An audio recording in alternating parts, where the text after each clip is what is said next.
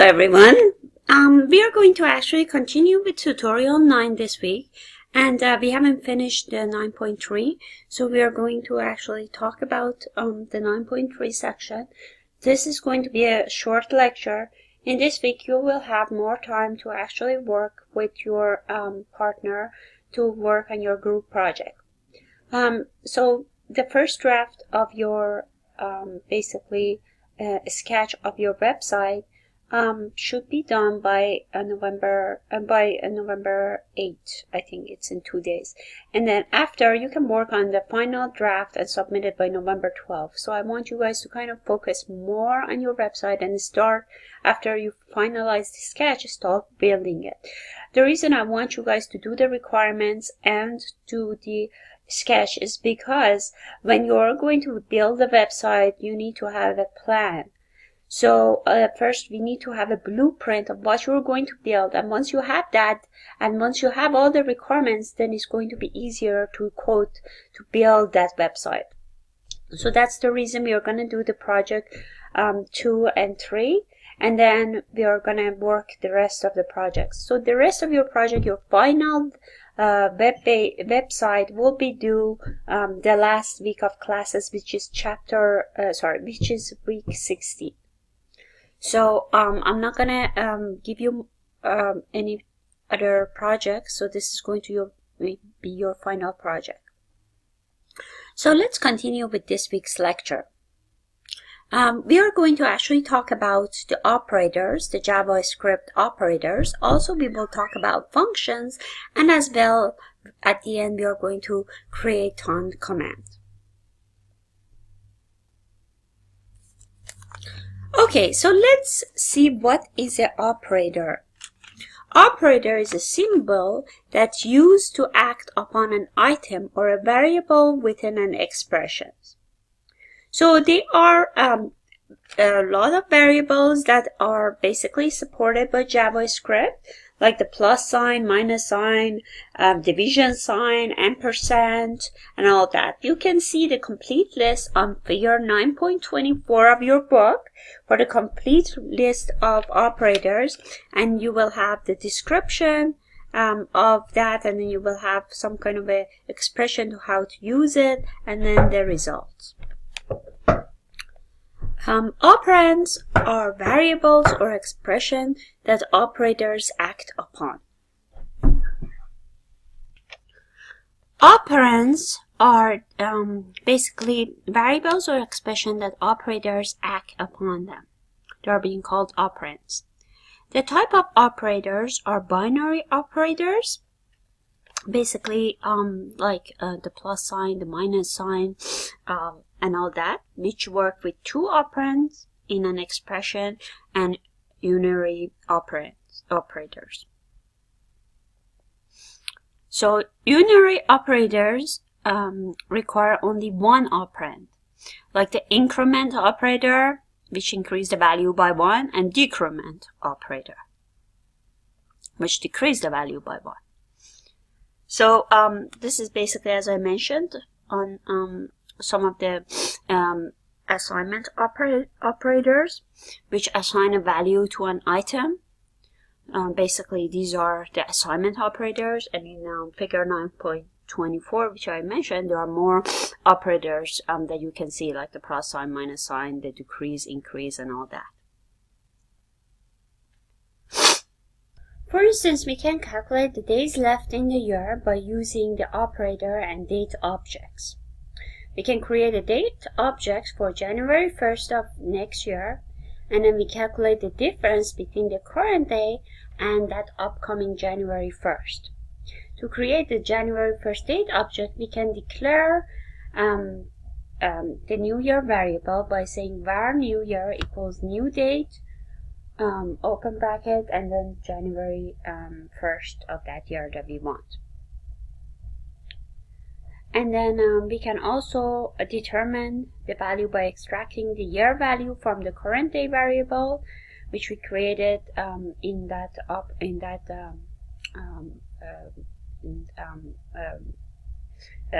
which we created by putting the variable next year equals to current day dot get full year plus 1. Then we apply the set full year method. We apply the method in here with which can change the year of the new year date object to the upcoming year.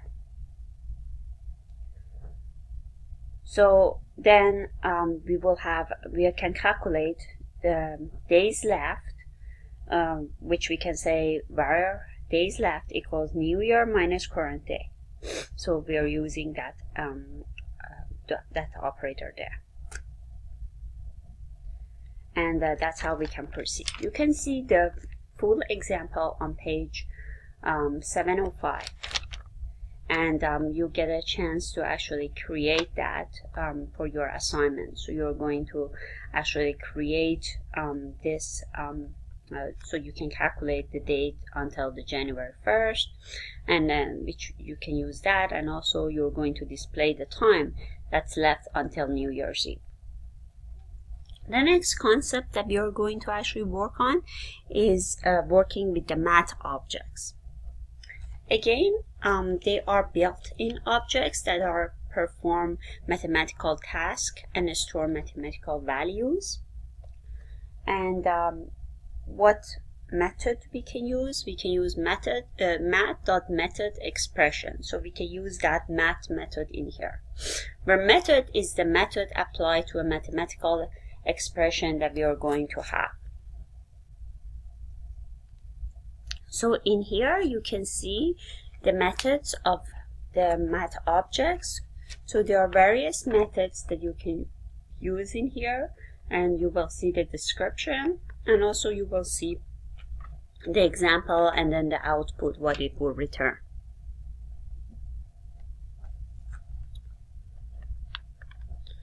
So in here, this is another example that you can see, and that's from your book 930.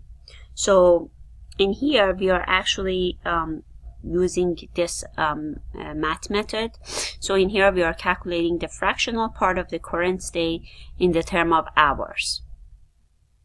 So that's what we are using here. And in here, we are using another math object here. So math.floor, hours left, display the integer part of the hours that's left. So this is the number of hours left in the current day, and then the output would be this is the number of days that's left in the current date. So in this example here, we are going to actually use the math.floor method, and we can see that in here.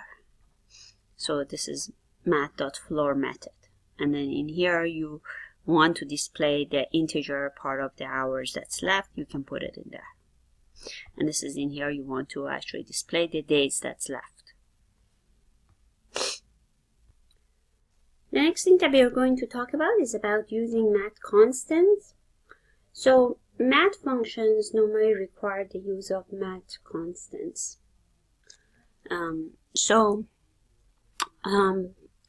These are built-in constants that are basically stored in the JavaScript. Syntax to access the constant is basically math.constant, where that constant is the name of one of the mathematical constants that are being supported by that math objects, and it's a built-in constant that's stored in the JavaScript. So this is the list of the math constants, and you can see the description of them as well in here.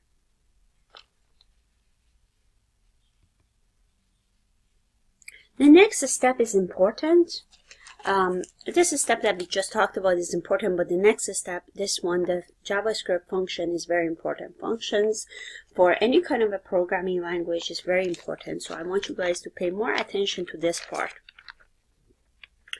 Basically, when we want to reuse the same JavaScript command in our web page, we can store the command in a function. A function is basically a collection of commands that actually perform an action, or it can return a value.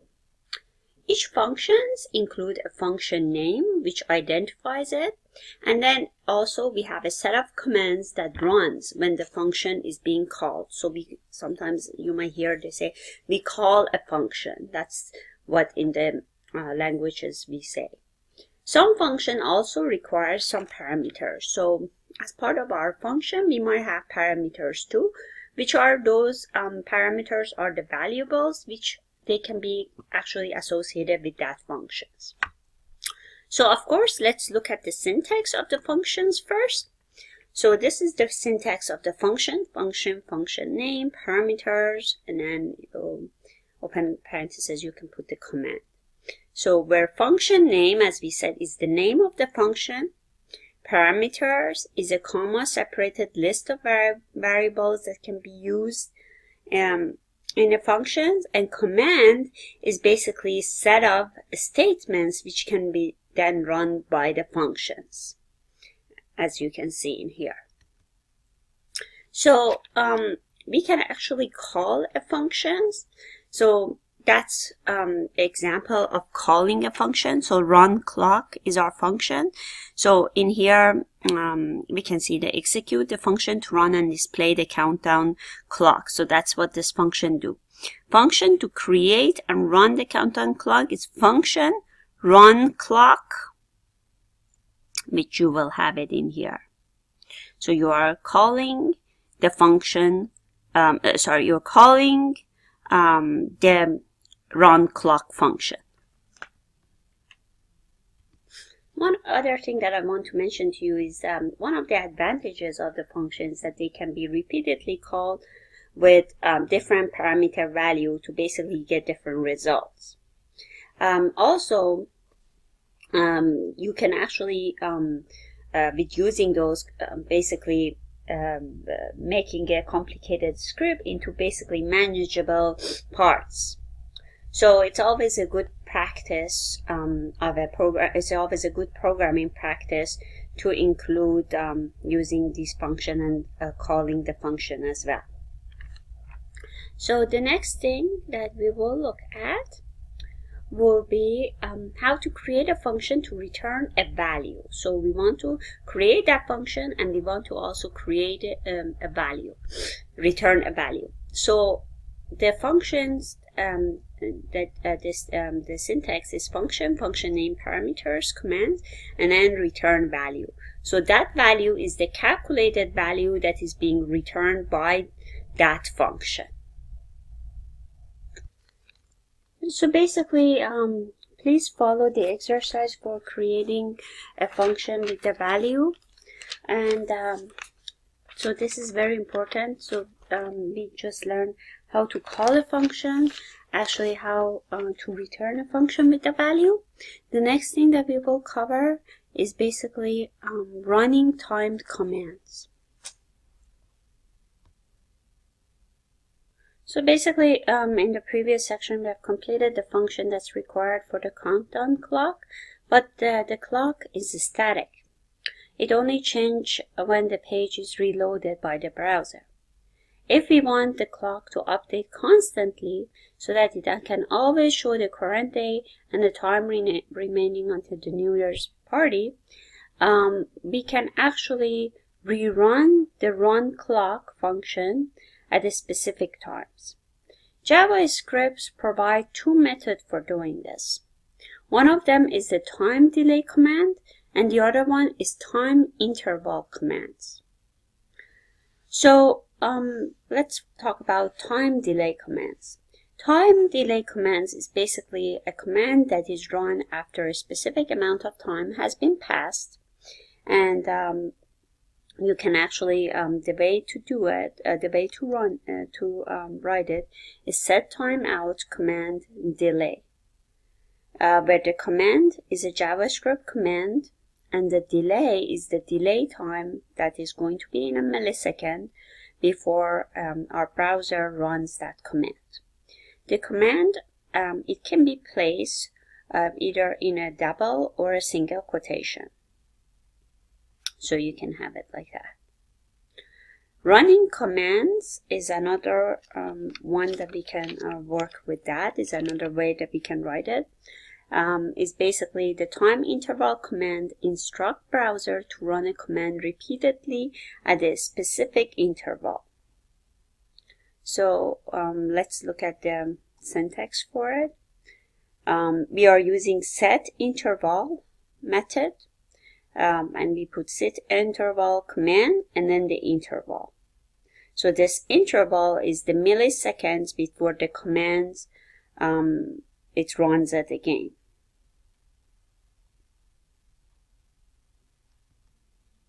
So this is the example in here. You can put run clock and then set interval.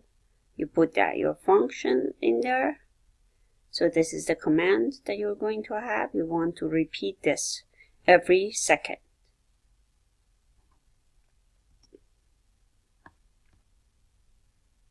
The next thing that we're going to talk about is controlling how the JavaScript works with numeric value. So handling illegal operation, basically some mathematical operation can return results that are not numeric value. For instance, we can divide a number by a text.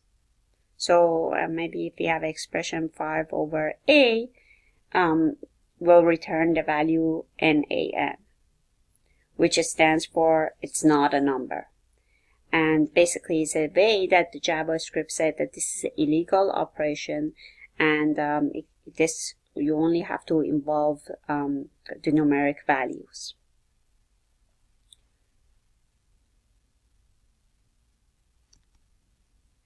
So this isNaN function return a Boolean value of true if the value is not numeric, and then the false if otherwise. So this is basically the function that's return a Boolean value. Another illegal operation is basically dividing a number by 0, which returns a value of infinity, which basically indicates a numeric calculation whose result is greater than the largest numeric value that is being supported by JavaScript. So an infinity value is also generated for an operation whose result is less than the smallest numeric value. And for that, you can check for the function by using another function which is called isFiniteValue.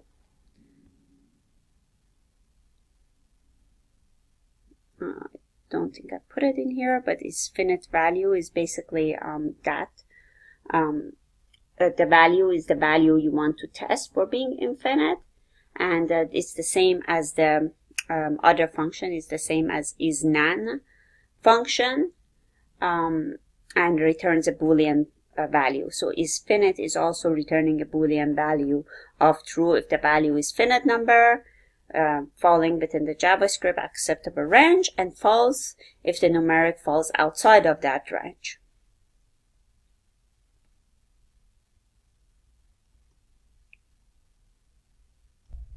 Okay, now let's talk about defining a number format. So basically when JavaScript displays a numeric value, it can store that value to 16 decimal places of accuracy. Basically, this can result a long numeric string of digits being displayed by that browser, and it's going to be very long. So we probably won't need to display this value to the 16 decimal places. To control number of digits that is going to be displayed in the browser, we can use the toFix method. So we can have the syntax as value.toFixedN, where value is the value or variable and n is the number of decimal places that we want to display. So we can put like 2, 3, 4 and up to whatever decimal place, but 16 is just too much. The last thing that we are going to basically talk about is so that's what we talked about here. Is converting between numbers and text. So basically sometimes we want to convert a number to a text string and basically vice versa of that. One way to convert a number to a text is basically by using the plus operator to add a text string to a number. So in this example, We have test number equals 1, 2, 3, numeric value, test string equals to test number plus, and we can put the quotation here, the text string. So this operator, normally when we have a plus between these two, we say it concatenates. So this operator concatenates a numeric value with an empty string here. So we can do that.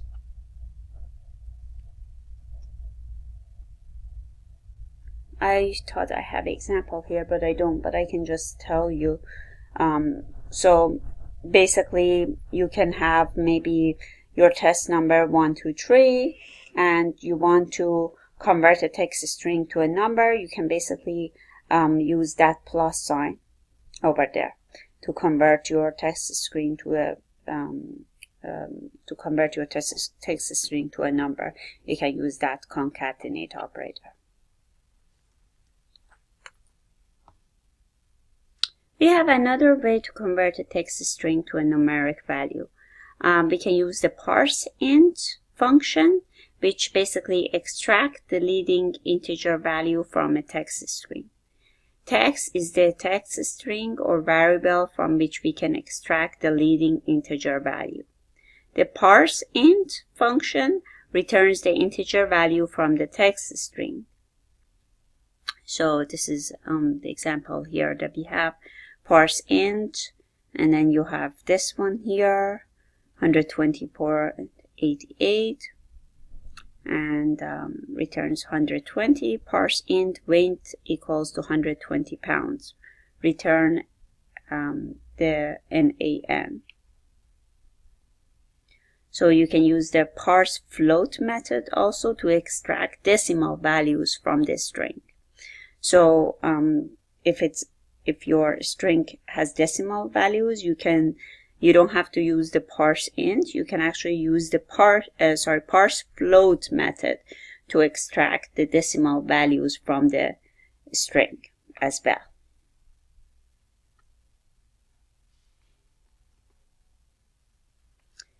So this is it. In this example, you can see numerical function of methods that are out there that we just talked about. So is finite value indicates whether value is finite and real number, and this is a boolean. Basically is none indicates whether the value is a number. parseFloat and parsestring extract the numeric value from the text, and this one extract the first integer value from the text. And then we have the numerical method in here. So we have the value dot to exponential returns the text string, display value in exponential notation. You probably won't be using this much. And value to fix returns the text string, display value into n decimal places. So you can put 2 for 2 digit or 3 digit and so on. And value dot to precisions return a text string, display value to n significant digit either to the left or the right of the decimal place. So you can try this one as well. This basically concludes this week's lecture. So basically this is a short lecture, so you can finish the exercise for 9.3. This week you will have that exercise, and then you will continue to work on your project. And this week, please, if you have any questions or problems with your project, please schedule an online Blackboard Collaborate session with me. I will schedule that, but I just need to know which time you guys are available, and we can go over the project and answer any questions that you might have. I hope you have a great week. Take care. Bye-bye.